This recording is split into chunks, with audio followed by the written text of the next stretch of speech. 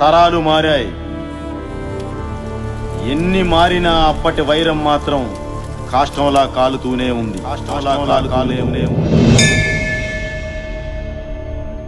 రెండు తరాల నుంచి ఈ అకృత్యాలను తన కళ్ళతో చూసిన ఆ రెండు వంశీకులకు సంబంధికుడైన రాజా రంగనాయకులు ఆ వంశాల మధ్య రాజీ ప్రయత్నం చెయ్యాలని సంకల్పించాడు.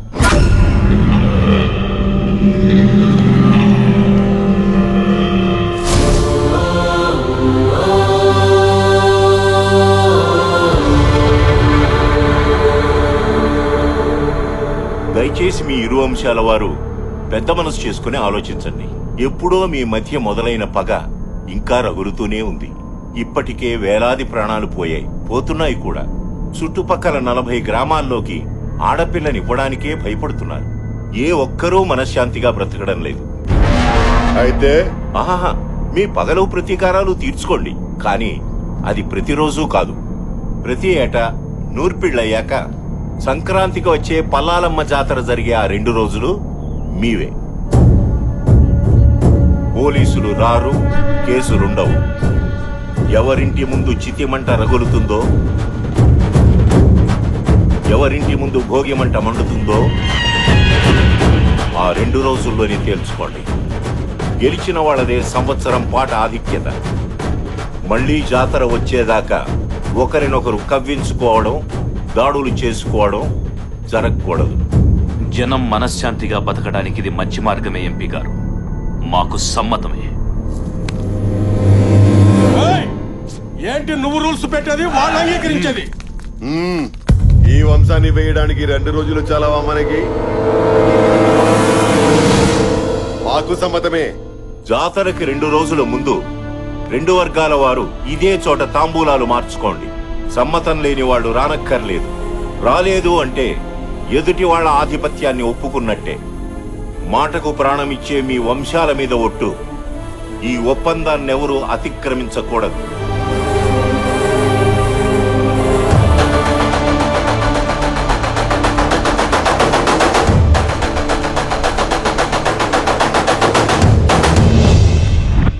ఆ నిర్ణయం ప్రకారం అప్పటి నుంచి జరుగుతున్న ఉత్సవాల్లో వాసిరెడ్డి వారే గెలుస్తున్నారు. జనం ఆనందంగానే ఉన్నారు. కానీ ఆ వంశస్థులు ఒక్కొక్కరిగా నేలరాలి చివరిగా వాసిరెడ్డి వీరసింహుడు ఒక్కడే మిగిలాడు.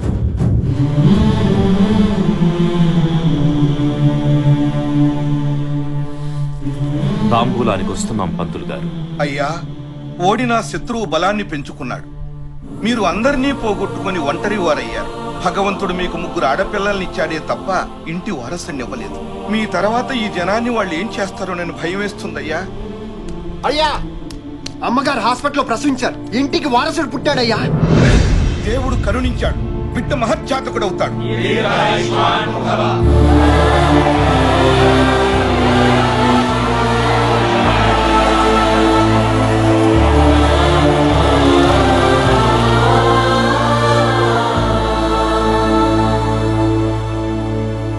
మావయ్య, బిడ్డెక్కడ?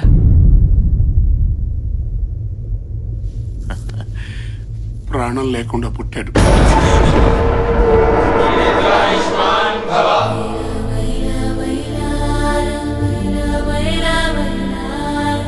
వంశోద్ధారకుడు పుట్టాడన్న ఆనందం కన్న తండ్రి చూసుకునేంత వరకు కూడా మిగలలేదు. కర్మలుడు గారు. ఈ విషయం వసుంధరకు తెలుసా? తెలియదు గారు.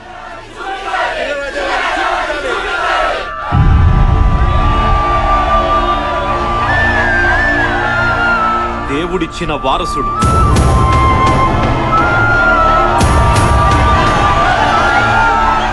నా తరువాత జనానికి బలం లేదనుకున్న వారికి ఆ భగవంతుడు పంపిన బ్రహ్మాస్త్రం. ఈ రోజు నుండి నాతో పాటు మీరు కూడా వీణ్ణి మర్చిపోవాలి. వీణ్ణి శత్రువు వెన్నులో చలి పుట్టించే ఆయుధంగా తయారు చేసి 25 ఏళ్ల తరువాత మీ ముందు గర్వంగా నిలబెడతాను. దానికి మీ ఆశీర్వాదం కావాలి.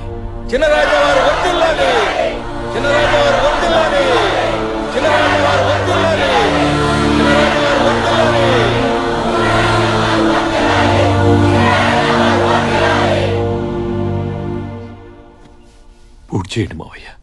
అలా చెప్పారేమిటి అల్లుడు గారు? ఏం చేయమంటారు మావయ్య? ఆ ప్రజల గుండెల్లో ధైర్యాన్ని బతికించాలి, శత్రువు గుండెల్లో భయాన్ని బతికించాలి, ఆ తల్లి గుండెల్లో ప్రేమని బతికించాలంటే నిజం తెలిసిన మనం అనుక్షణం చావాలి. మరి వారసుడు ఎలా వస్తాడు? నా తరువాత జనాన్ని కాపాడడానికి నా బిడ్డ కాకపోయినా ఆ దేవుడు ఎవరో ఒకరిని పంపిస్తాడు. అప్పటి వరకు పోరాడుతూ ఉండడమే. పూర్తి చేయండి.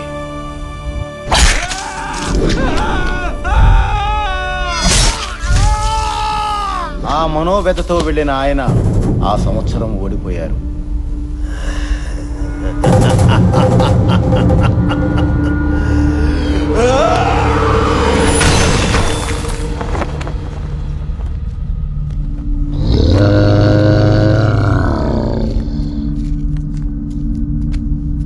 మా ఇంట్లో మనుషులు చస్తే పండగ చేసుకున్నారు, వాడింట్లో వారసుడు పుడితే పండగ చేసుకున్నారు కదా. ఈ రోజు నుంచి ఈ ప్రాంతంలో ఎవరు మగబిడ్డని కనడానికి వీల్లేదు. పుడితే మాకే పుట్టాలి. 5 ఏళ్ల తర్వాత మీరు ఎదురు చూస్తున్న వారసుడు వస్తే వాడి వెనక నిలబడడానికి, చెత్త ఎత్తేయడానికి దిక్కుండకూడదు. కాదు కూడదని ఎవరైనా మగబిడ్డని కంటే చంపేయడమే. ఇక ఈ జెండా దించేవాడు గాని ఇంకో జెండా ఎగిరేసేవాడు గాని రాడు, రాలేడు, రానివ్వను.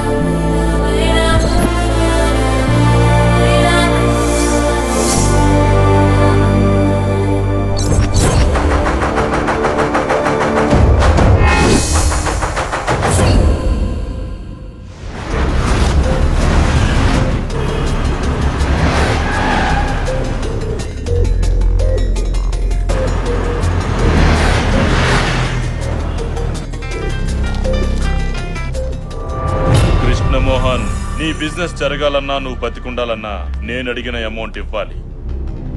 నా కెరీర్ లో ఫస్ట్ టైం 5 సార్లు ఫోన్ చేయించుకున్నావు. ఫస్ట్ టైం నేను నీకు 5 సార్లు ఆన్సర్ చేశాను. నీ డిమాండ్ కరెక్ట్ కాదు. ఇండస్ట్రీస్ట్ గా నేను ఎదగడం తప్పు కాదు. పెట్టే.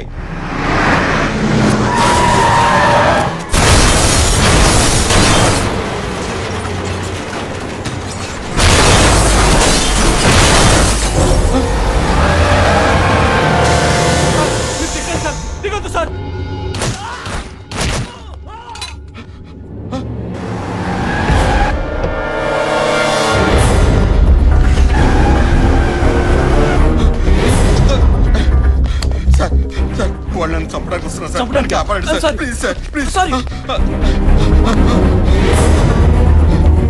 సార్ సార్ సార్ నన్ను కాపాడండి సార్. వాళ్ళని చంపడానికి వస్తున్నారు సార్. చంపితే చావు, మధ్యలో మమ్మల్ని చావమంటావా? అది కాదు సార్. అర్థం కదా? Hello, yes.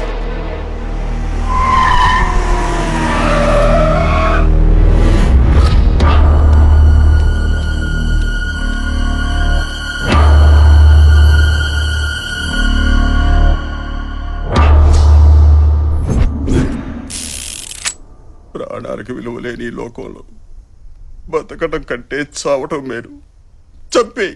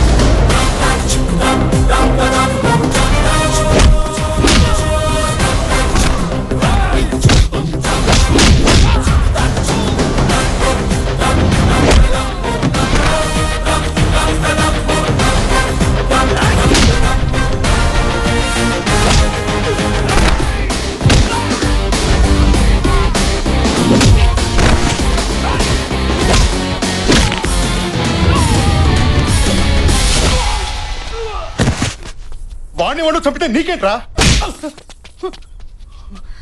చంపడమా? చంపడం ఏంట్రా? అసలు ఆ పదం ఏంటి? తుడుచుకో అన్నా. బేసిక్ డబ్బు అనేది తినటానికి ఉండటానికి పనికి రావాలి, చావడానికి చంపుకోవడానికి కాదు. మాట్లాడుతున్నా వినరే? ఈడెక్కడా? హలో, పని అయిపోయింది, ఇరిగిపోయింది. వీడికి బాగా అర్థమైంది. ఆహాహాహా. ఏం కాలేదు కదా సార్? నాకేం కాలేదు, థ్యాంక్స్ బాబు. ఎంత కమ్ముడు పొద్దండి? ఏమిటది? ఆ థ్యాంక్స్ అనే మాట మార్కెట్లో ఎంత కమ్ముడు పొద్ది అని. అర్థమైంది. ఎంత కావాలి? ఇప్పుడు బై మిస్టేక్ మీరు పోయారే అనుకోండి సార్. పోయారే అనుకోండి, అంత్యక్రియలకి, పందిళ్ళకి, పంతులకి, పిండాలకి, వస్త్రదానం, గోదానం, భూదానం, అన్నదానం, ఆదానం, ఈదానం అని బోలెడు ఖర్చేది కదా సార్. ఇప్పుడు అదంతా మిగిలినట్టేగా. ఆ మిగిలింది ఇవ్వండి సార్. నీ లాజిక్ బాగుందయ్యా. నా లెవెల్కి అయితే 10 లక్షలు ఖర్చు పెడతారు. అవును, ఇందాక గొడవలో నీకేమైనా అయ్యుంటే? సార్, ఆ దేవుడు మనకో లైఫ్ ఇచ్చాడు, 10 మంది లైఫ్లు నిలబెట్టే దమ్ము ఇచ్చాడు. మన ప్రాణం పైన ఒకరిని కాపాడామనే సాటిస్ఫాక్షన్ ఉంటుంది చూడండి, అది చాలు సార్. ఈ ప్రాసెస్ లో మనం పైన ఏడ్చేవాడు ఒక్కడు కూడా లేడు సార్, అనాథని. విషయం ఉందయ్యా నీలో. మాట ఎటైనా తిప్పుతున్నావు, అడ్డసుడిగాను పెడుతున్నావు. రాజకీయాల్లో దిగితే పైకొస్తావు. సార్, అది డిసైడ్ అయ్యేది అక్కడ, రాతుండేది ఇక్కడ, గీతుండేది ఇక్కడ, దాన్ని నిలబెట్టే దమ్ముండేది ఎక్కడ.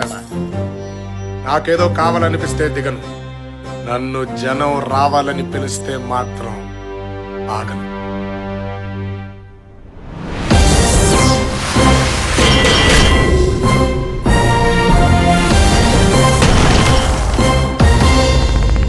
పార్టీయా? నువ్వా? 2000 పైసా కొడతీవు కదరా? ఏం లేదురా, మినిమం బ్యాంక్ బ్యాలెన్స్ 50 లక్షలు దాటితే గానీ లవ్ లో దిగకూడదు అనుకున్నా. ఓహో, 60 లక్షలు అయితే గానీ పెళ్లి చేసుకోవద్దు అనుకున్నా. అలాంటిది ఇందాక రిస్క్ లో ఏకంగా 25 లక్షలు వచ్చేసిందిరా. Very good. దాంతో మన బ్యాంక్ బ్యాలెన్స్ 63 లక్షలకి వెళ్ళిపోయింది. మినిమం నెలకి 30,000 రూపాయలు వడ్డీ. దాంతో మా ఆవిడ బ్రహ్మాండంగా బతికేస్తుంది. కాబట్టి ఒక మంచి అమ్మాయిని వెతికి ఆ అమ్మాయినే లవ్ లో దించి పెళ్లి చేసుకుని ఆ అమ్మాయి ఇంటి పేరుతో హ్యాపీగా బతికేయాలన్నమాట. కాబట్టి అర్జెంట్గా ఒక అమ్మాయిని 63 లక్షల ఓనర్నే గుద్దేస్తావరా? నీ డిక్కీకి ఇక బొక్కెరా, నువ్వు అయిపోయావు.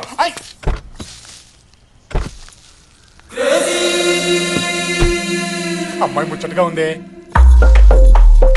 అచ్చి బాబాయ్ వెళ్ళిపోతుంది.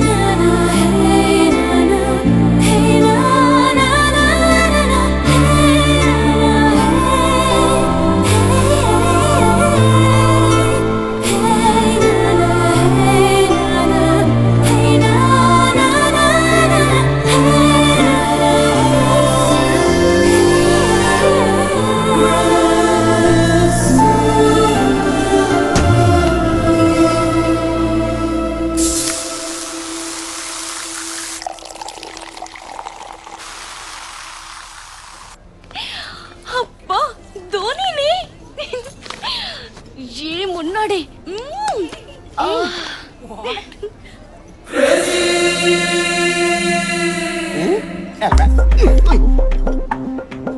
ఎవడే వీడు? నేను చూసి తెగ్గ ఫీల్ అవుతున్నాడు. నిన్న కార్తో చిన్న జర్క్ ఇచ్చా, 5 ఫ్లోర్లు పరిగెత్తాడు. వదిలేలా లేడు. ఏం చేద్దాం? ఏముంది, 4 సార్లు షాపింగ్ తీసుకెళ్ళి గీకిస్తే వేరే అమ్మాయితో కాదు కదా, ఆడు పెళ్ళంతో కూడా షాపింగ్ వెళ్ళాం. బావా వాళ్ళు నిన్ను గోకే ప్రాసెస్ లో ఉన్నారు. ఉండడిపోద్ది. అక్కడ ఉన్నాడు చూడు అవతార్ గాడు, ఒకప్పుడు చామనసాయ రంగులో ఉండేవాడు. ఆయన్ని గోకి తెల్లగా చేశారు. ఇంపాసిబుల్. దేవుడు హుండీలో డబ్బైనా లాక్కోగలుగుతారేమో గాని మన అకౌంట్ లో క్యాష్ టచ్ కూడా చేయలేరు. అప్పుడియా? ఆమా. వాడి గురించి డిస్కషన్ ఏంటి? ఏ ఇట్రా. నన్నా అండి? నిన్నుగాక నీ పక్కన నాకు తొట్టం గాడినా? You mean తొట్టం? ఏంటంటే పిలిచారు? ఏంటి ఆడపిల్లలు కనిపెడితే వదిలిపెట్టవా? మాదే ఉందమ్మా. అమ్మాయి ఎలా ఉంది, జుట్టు ఎలా ఉంది, ఏ కలర్ లిప్స్టిక్ వేసుకుంది, ఏ బట్టలు వేసుకుంది, పైనుంచి కింది దాకా ఎలా ఉంది, ఎంతవరకేనమ్మా.